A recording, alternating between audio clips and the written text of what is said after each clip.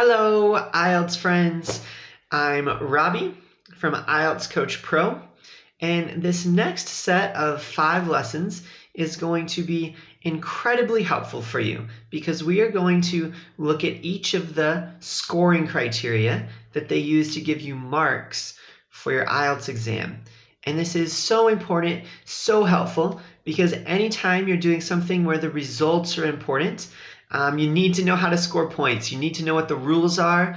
You need to know what to avoid so that you don't lose points, because basically, as we go through each of these scoring criteria, we're going to tell you exactly what you need to do in each area to get the score that you need. So these lessons are going to be helpful. We're going to have one introduction lesson where I give an overview of all of the scoring criteria. And then the next 4 lessons, we're going to look at one scoring criteria in each lesson. And then you'll know exactly what you need to do to get the score that you need. Okay? So here are the 4 scoring criteria that they look at when they are checking your IELTS Writing Task 2 essay. All right? The first one is called Task Achievement. And what they're looking for here is they're looking for a good answer to the question, something that's on topic. You also need to develop your main points. And so this task achievement score is all about how well did you answer the question, okay? And one thing that's very important to note here is this criteria is not about how good your ideas are. So if their example question is, should schools serve more healthy food? They're not going to be scoring your opinion. They're not checking how good your ideas are. So you could say, yes, I think schools should serve more healthy food. That's fine. You could also say, no, I think schools should not serve more healthy food. It doesn't matter what your opinion is, but it does matter that you develop your main points well. And we're going to look at that in a lot more detail in the next video, which is all about task achievement. But for now, you just need to know that in task achievement, they are scoring your ability to stay on topic, answer the full question, and develop your main points, okay? The second scoring criteria that they look at is called Coherence and Cohesion. So here, they're looking at 2 things. They're looking at the overall structure of your essay, like is it organized? Did you put your writing into paragraphs properly? So that's the overall structure. And then they're also looking at the flow. Did you connect things together well so that it's easy for the examiner to read it? Does it flow together nicely with good linking words and cohesive devices? And again, when we get to the video on coherence and cohesion, we'll look in a lot more detail at what that means. But for now, you just need to know that coherence and cohesion is all about structure and flow.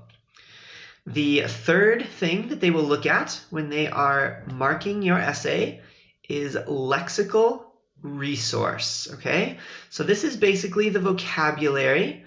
And when they check your vocabulary, they want to know, do you have a good enough range, or do you know enough words about the topic to answer the question well in a way that makes sense and is very clear?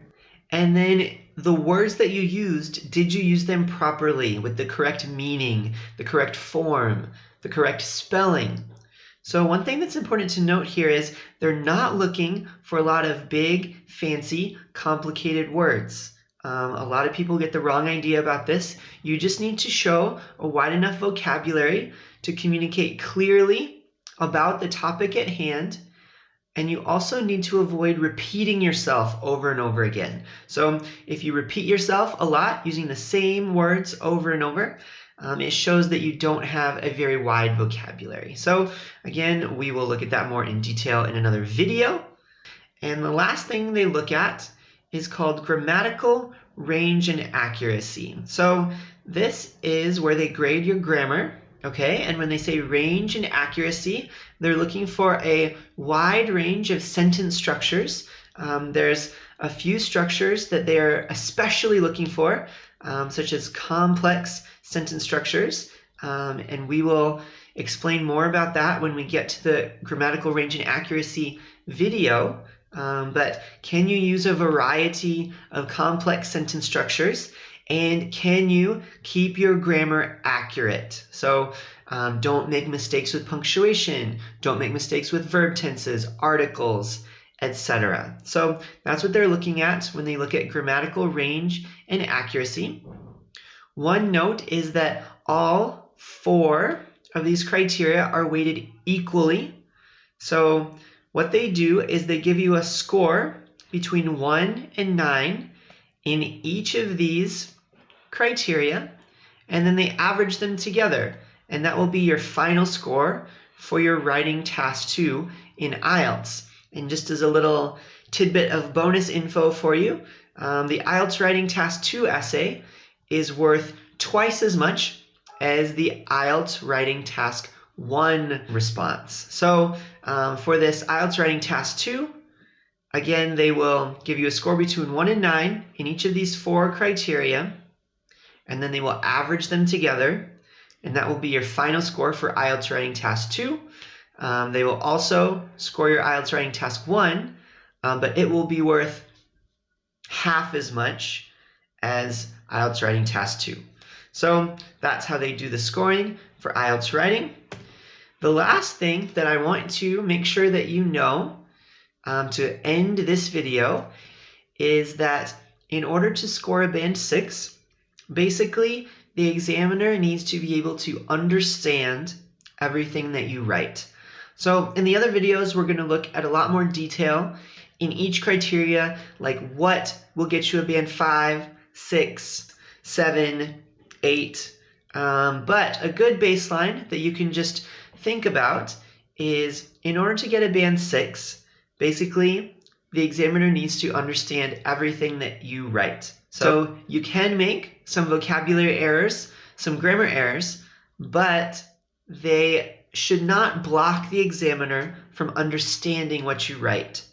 So if at any time the examiner reads some of your writing and they really can't understand what you're saying, they really don't know what you mean, that's going to drop your score to a band 5 or lower, okay? Whether it's a vocabulary error or a grammar error, or maybe you didn't answer the question. That's another thing that could drop you down below a band 6. Or if you don't use paragraphs, that's another thing that will drop you below a band 6. So these are just some basic English things. You need to use paragraphs, you need to stay on topic and answer the question, and you need to make sure that the examiner can understand what you're trying to say. And then you will be band 6 or higher. Now I know a lot of you need a band 7 or an 8. That's why this course is called IELTS Writing Task 2, 7 Superstructures for a Band 7+. So